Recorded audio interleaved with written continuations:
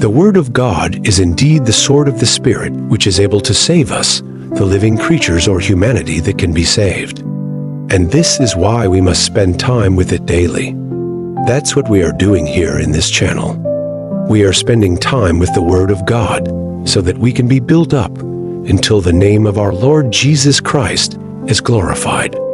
So join me, brethren, in this study of the Word of God. Let's go to 1 Corinthians chapter 6, verses 19 through 20. I will read the verse once again. Or do you not know that your body is the temple of the Holy Spirit who is in you, whom you have from God, and you are not your own? For you were bought at a price. Therefore, glorify God in your body and in your spirit, which are God's. Alleluia. Brethren in the Christ, if God chose to dwell in our weak body by His grace, our responsibility is to keep it clean and holy, ready to honor and serve Him. Amen. And you may wonder why He chose to dwell in our weak body. Well, let's go back to Genesis chapter 1, verse 14. Then God said, "Let us make man in our image, according to our likeness.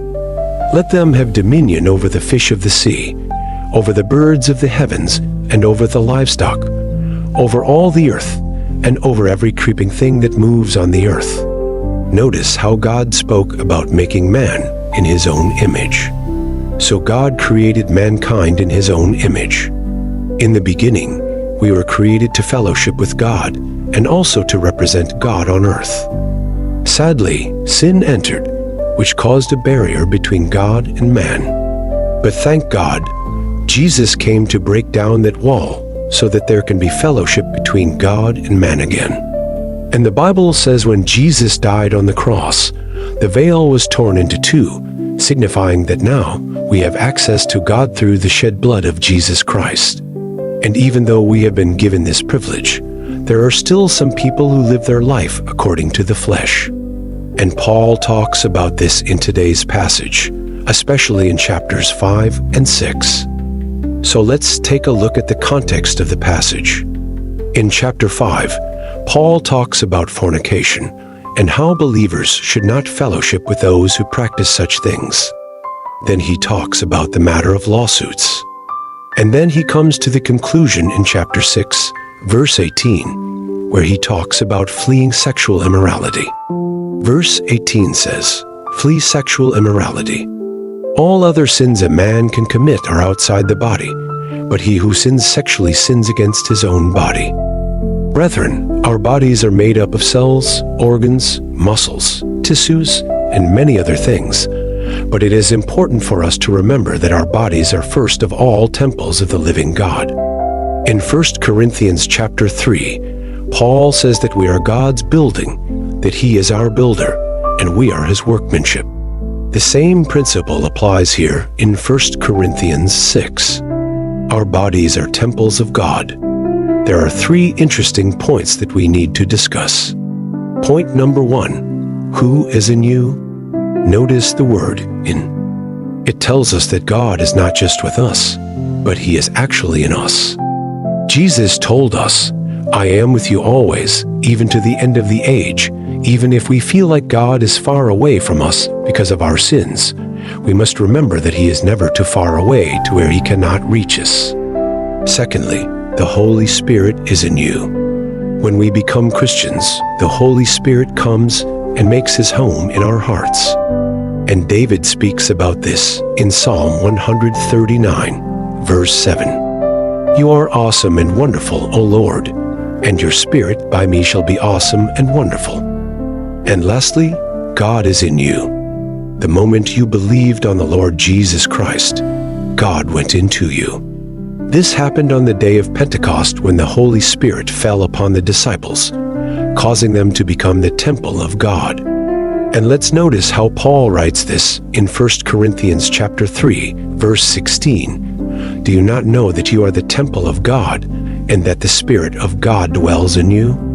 What an awesome God we serve. He left the 99 and came looking for the one that was lost. And when found, He placed that individual in the fold and gave him or her the Holy Spirit as a seal and a guarantee that he has gone into that person and will be with them until the day of redemption. So when you think that no one is around you, remember you are never alone, for God, the Father, Son, and Holy Spirit are in you and with you. Hallelujah. Point number 2. What do you belong to?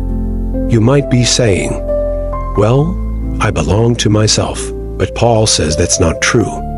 Here he says, you are not your own. Paul emphasizes this by adding another phrase, for you were bought at a price. Let's ask ourselves, who bought us? Who paid the price? Well, it was the Lord Jesus Christ who paid the price with his blood on the cross. We were bought with a great price, and therefore, we belong to Jesus Christ. And let's look at Isaiah chapter 43, verse 1. But now thus says the Lord, he who created you, O Jacob, he who formed you, O Israel, fear not, for I have redeemed you. I have called you by your name. You are mine. Jesus calls us by name. He knows us. He loves us, and he has paid the price for us. And the fact that Jesus paid a price for us means that we are precious to God. And this should cause us to love and fear God at the same time. Remember, Jesus did not pay a high price for clay. Instead, he paid a high price for gold. Why? Because he wants to take us from the place where we are and place us where he wants us to be. And point number 3, what must we do? Paul says in verse 20, therefore, glorify God in your body and in your spirit, which are God's. What does it mean to glorify God in our body and spirit? To glorify God means to praise God. And in order to praise him in our bodies, we must do the following. Number 1, we must treat our bodies as God's property. Look at Titus chapter 2, verse 12. That they cast off, therefore, the old man which was corrupt through deceitful lusts, according to the former lusts of the Gentiles, in which they walked in the lusts of the flesh, the uncleanness and wickedness. And they should live the rest of their time in sobriety, righteousness, and godliness. And Galatians chapter 5, verse 24 says, and those who belong to Christ have crucified the flesh with its passions and desires. So we must understand that our flesh is dead, and we have to crucify it with Jesus Christ. If we allow the flesh to live, then it will cause us to bring reproach to the name of God.